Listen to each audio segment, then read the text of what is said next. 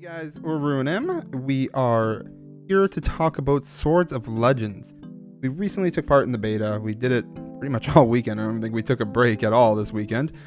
We just started doing content to get some footage so we could do a first impressions video. Basically, we just wanted to cover as much as possible. We didn't try the hardest content available to us, but we do have some information on that, so let's get started.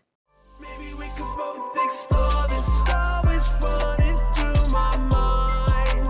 And maybe we could both explore this side of love gets hard to find. And maybe we could both explore this. So today we're going to talk about Swords of Legends Online. This is a new MMO coming to us from China. It's a massive open world game with a lot of beautiful stuff to explore, a lot of content to get into. There's a standard story with light versus dark where basically you're the good guy and you have to kill the bad guys. But we did skip a lot of that during the beta. There was just a lot of broken translations, so we kind of just left that. They did say on release we are going to get full English voiceover and Finnish translations. So Swords of Legends is going to be released summer 2021, so it's coming out pretty quick here. It's going to be released after its second closed beta, which is scheduled for June 1st to June 8th. This is a buy-to-play game, so there's no subscription fees for you guys. You just buy it and hop in. The game will be available on a few different platforms, including Steam, GameForge, and Epic Games, all of which are cross-play. Pre-ordering on any platform is going to get you access to a next beta, but pre-ordering the deluxe edition on GameForge gives you an extra beta key to give to a friend.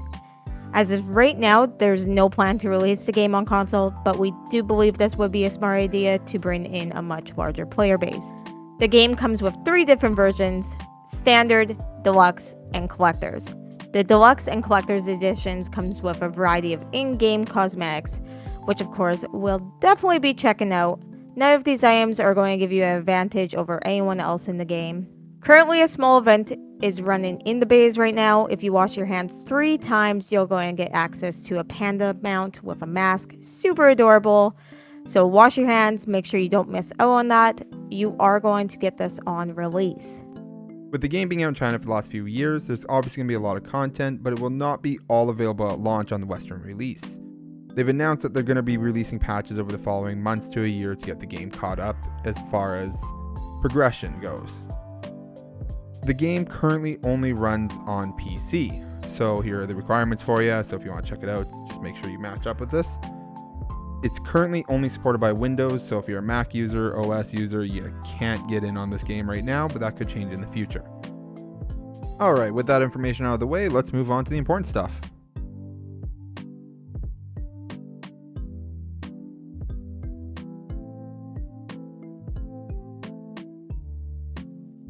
So we figured we would start with the most important info right away, the gameplay. Gameplay is basically what can make or break a MMO. Sword of Legends has 2 different forms of combat: standard tab targeting or action combat. You get to choose which method you prefer right away when you create your character, but you can also switch it whenever you want by simply pressing Control. Unless you're a support class, in which case you simply type \act to activate that mode. The tab target is exactly what you expect from an MMO similar to World of Warcraft, Final Fantasy XIV, but action combat has more of a Terra, Guild Wars 2 feel to it. The combat in this game is very good. It's very tight, it's fluid, it's smooth. The melee classes just work very well. It doesn't have that floaty feel that some action combat games do get. Combos transition really well, it's all very seamless. It works together. You're going to love the combat. One weird issue that a lot of MMO players will probably point out and notice right away is going to be the casting. The cast bars will get interrupted when you do click on your next skill. So if you're casting one, you click something else, it's going to cancel that out, and it's just a little bit weird. You'll have to get used to not having your next skill queued up. There's no slide casting, so people who are used to Final Fantasy XIV's cast styles, you're going to have to get used to this. I know a lot of red mages in Final Fantasy XIV basically have to live by slide casting. You won't get that option here. Another part that's going to feel a bit weird and definitely have some growing pains there is for support players. Their main skills change depending on whether you're targeting an enemy or a teammate. If you're targeting a teammate, your skills are going to buff or heal, but if you're targeting an enemy, they will change the DPS skills. It'll also change the cast times, which feels a little bit weird. I was never a main support player in MMOs anyway, so to me it was more just kind of getting used to that feel. Not a huge issue really at all, but it will change kind of the muscle memory from normal players when they have to cast to switch their next skill.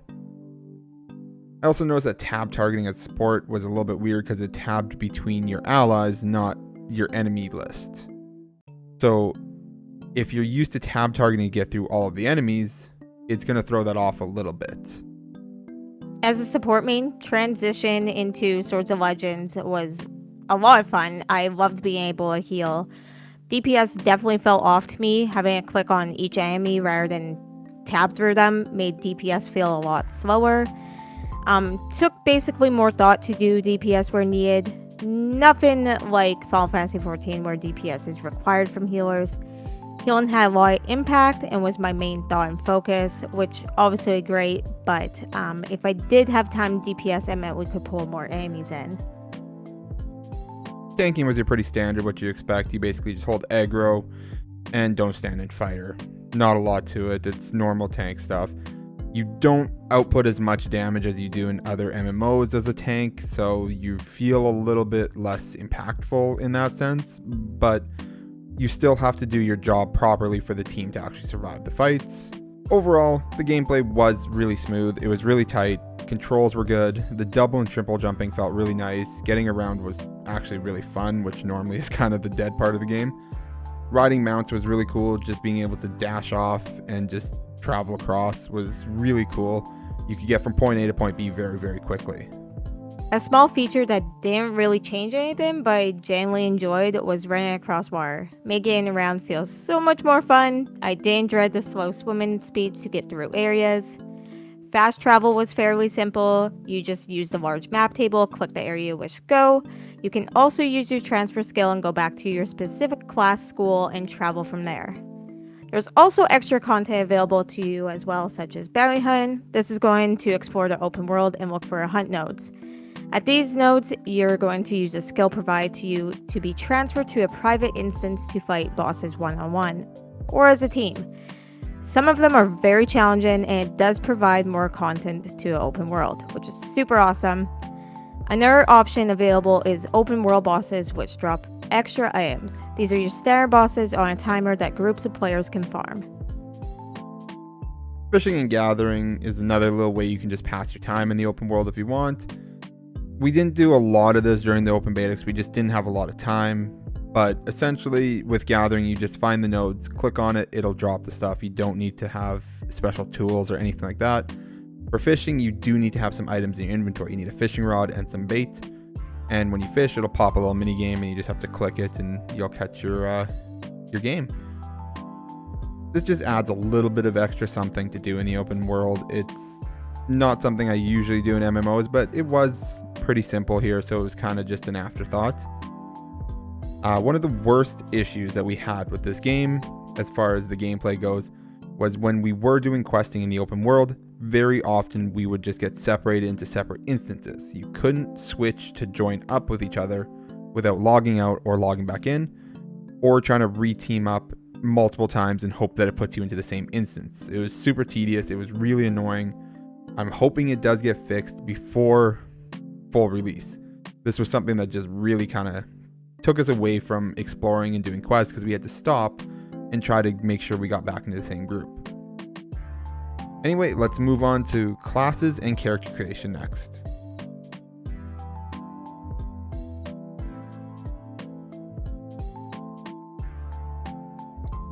Character creation in this game is gorgeous and super in-depth, but it is lacking a few things. Now, when I say it's lacking a bit, it's because there is very limited selection of hair colors, hairstyles, and eye colors. This can be solved a little bit in the cash shop where you can get new hairstyles to pick from for real currency, but there is rumors going around for Western release that they may add more options in-game. All classes can be male or female humans. There's no race variations like orcs or elves. They do have a very deep system that you can get lost in for hours creating a character, though, if that is your thing. Or you can simply select a preset. Now, the reason you can lose yourself for a long time here is because you can literally edit every inch of your character's face if you choose so. There's dozens of little marks you can click on to change shape and morph the way your character looks. This led to me spend so much time on my first character. Overall though, with the tools you can change shape of face, eyes, makeup, eye color, hairstyles, voice, and height. One thing that is super cool is you can export and import your character model as well. So next pay, you can save it and import it for the launch. So now on to the classes. So with the release, there will be 6 classes to choose from, each with 2 different playstyles. The rumor is that there's going to be 3 more coming out shortly after, but we'll get into some details on that later, so I'll just start with the ones we have at launch. So each class will get a unique school that you can teleport to, unique abilities that help the team, all that kind of stuff. So first off, there's the Spearmaster. The main weapon for the Spearmaster is going to be spears, clearly. So there's going to be a DPS style for that one, which is called the General, and there's also going to be a tank spec called Blanks.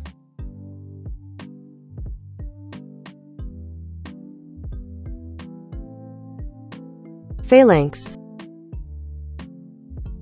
Close enough. Spearmaster focuses on comboing skills together. This is achieved by using certain abilities and having it change the current one on your skill bar to a more powerful variation. They're a fun, fast-paced class that can output a good amount of damage as a general. Their tank side of it looked very useful from what I could see. They also have a very helpful ability that no other class can get, and that's the ability to summon a portable merchant. So you can summon it down and your team can repair mid-dungeon. The cooldown on this is about 30 minutes, but if you utilize it right, it can be very useful for you to save a run.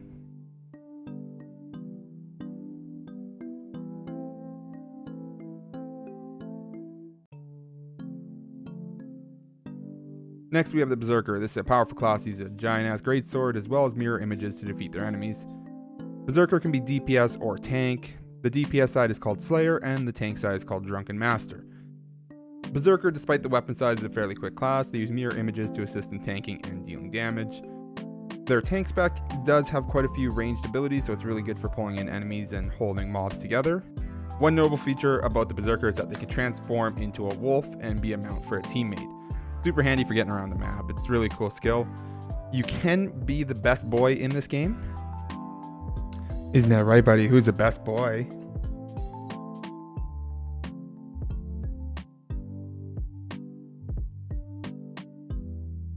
Alright, next we have Spell Sword. So Spell Sword's a little bit different because it can only be DPS for both specs.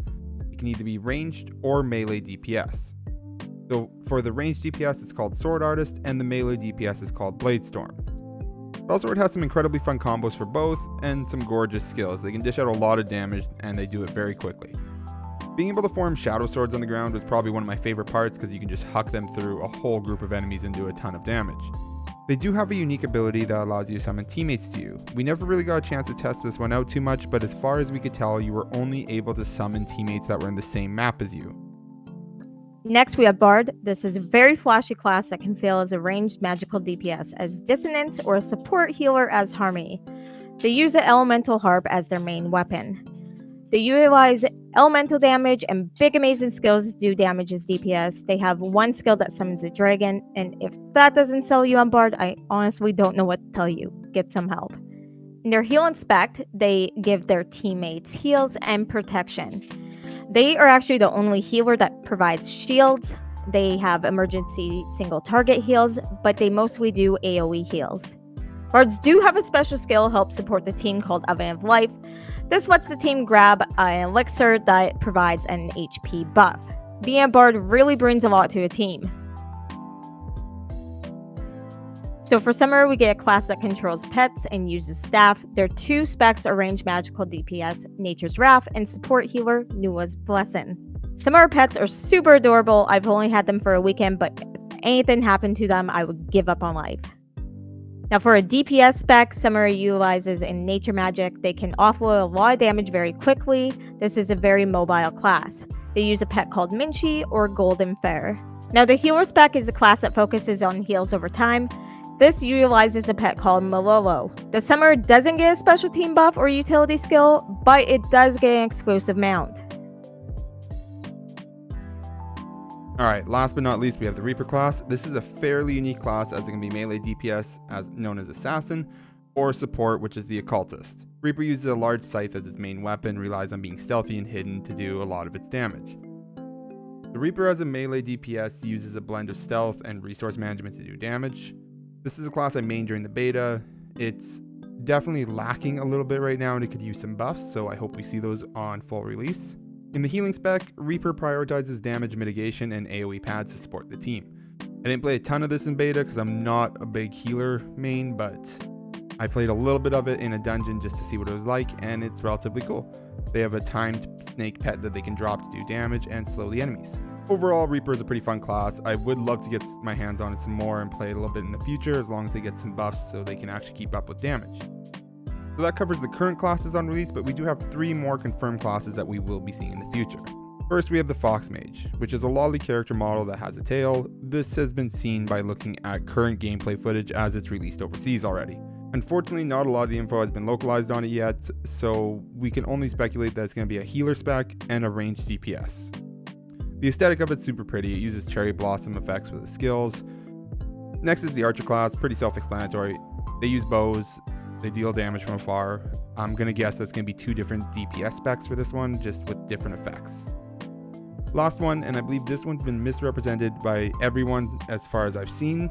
In the game, there's a little bit of a hint about the name of it. Everyone keeps calling this class Samurai, but in the game it is leaked as Warrior. This looks to be a class that specializes in the use of a katana, so my prediction will be DPS and tank spec. We're excited to see that we will be getting new classes in the future, so we can't wait to try those ones too.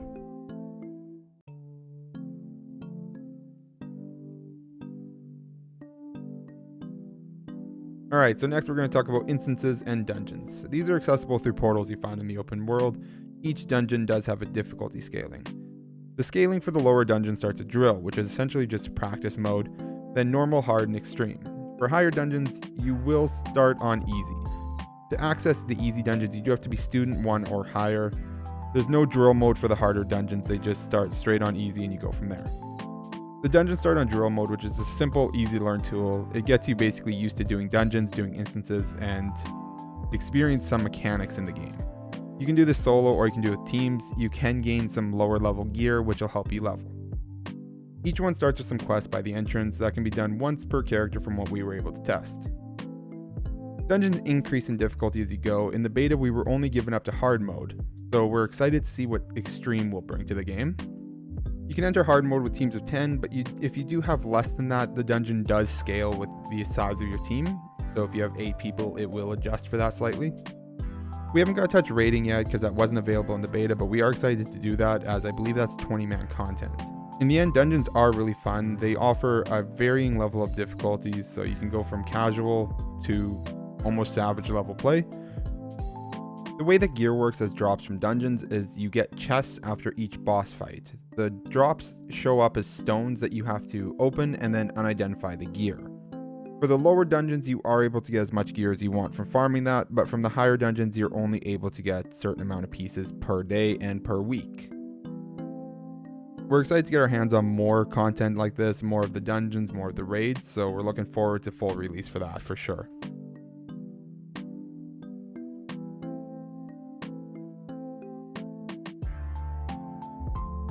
Let's talk about the cash shop and is it pay to win?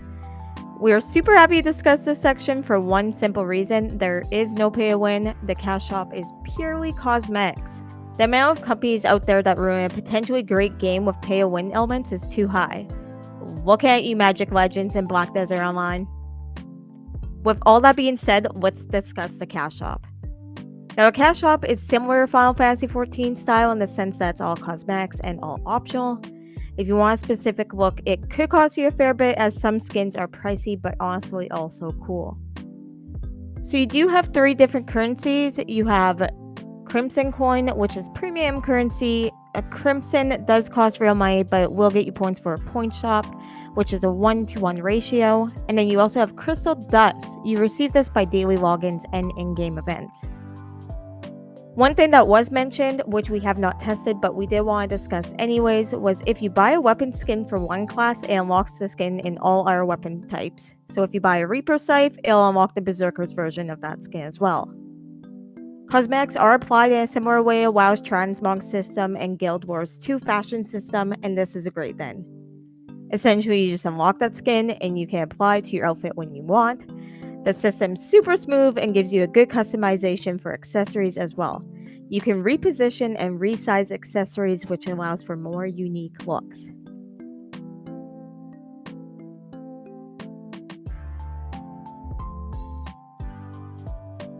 Alright, so for our final thoughts on Swords of Legends Online. I have to say it was definitely a fantastic game and I can't wait to get into it more. I haven't found myself this addicted or into an MMO in quite a while. One of the biggest issues we had to deal with all weekend, which was the instancing issue, I really hope to see fixed. It really took us out of the co-op gameplay style. 1 minute we'd be standing next to each other and then we would just be completely gone. It really just stopped us from doing quests together and we just started doing questing solo. It was a little bit unfortunate, but we worked around it since we understood it was a beta. Another issue was the broken translations. It was a little bit upsetting because it did look like the game had a decent story, but we just couldn't experience it fully. We're really excited to actually make a character and go through the whole storyline and just enjoy the story from beginning to end when the game finally gets released. The cutscenes are gorgeous, and honestly, they're definitely worth watching even with the translation issues right now, so I can definitely see us getting sucked into that storyline as we go. The combat was definitely the shine beacon for this game. Very fun, very fluid, worked very well for itself.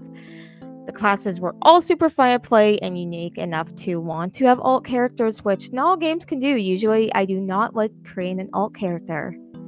I definitely believe this will be a game we continue to invest time and energy to. I'd love to get more in depth and I'm definitely excited to do more during the second beta. I hope the builds allow for some range, but we'll see where that goes. The look of this game is top tier. It does not lack in that department at all. The saves, characters, and the art is all amazing. But thank you guys for joining us for our first ever in-depth look at a game, as well as our first ever video on YouTube. Let us know in the comments what you think of Swords of Legends Online, and if we are going to see you in the next closed beta. I was hoping I could break your fall, and I could be the one you call whenever you're feeling let down. I swear I'll be the only one round. Yeah, I was hoping